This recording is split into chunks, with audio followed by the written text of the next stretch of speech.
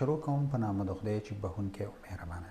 لکه څنګه چې نور تازه میوه‌جات د انسان روغتیا ته ګټه رسوي، همدارنګه انار هم رسوي.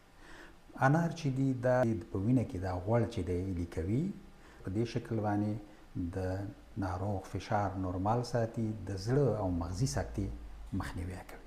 همدارنګه وټامین سی پکې موجود دی، د میکروبونو په وړاندې د بدن دفاعي سیستم قوي کوي او بیا سړی زر زر نه ناروغه کیږي. انارو کې داسې توکي شتون لري چې د فولي فینول او هم د انټي سیانین په نامه یادېږي، کوم چې د بدن کې چې کوم زهري توکي د مختلفو کړنو په پایله کې ازادیږي، هغه خنثی کوي او د منځه وړي او بدن بیا د دغه زهري توکو د زیان څخه ساتي. او همدارنګه بعضې وخت چې کوم میکروبونه ور داخل شي هغه هم د منځه وړي. انټي سیانین چې کوم دی دا خپل یو توکی دی چې په بندونو کې د میکروبي کېدنې یا التهابي کېدنو مخنیوی کوي. نو په دې اساس هغه څوک چې د روماتیزم ناروغي ولري د هغې دپاره یوه ښه درملنه هم ده.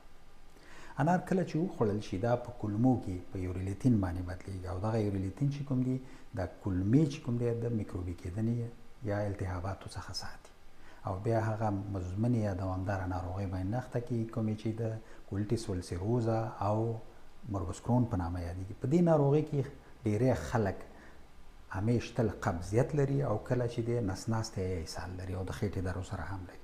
د دغه ناروغیو په مخنیوي کې چې دی ډېره زیاته ونډه لري.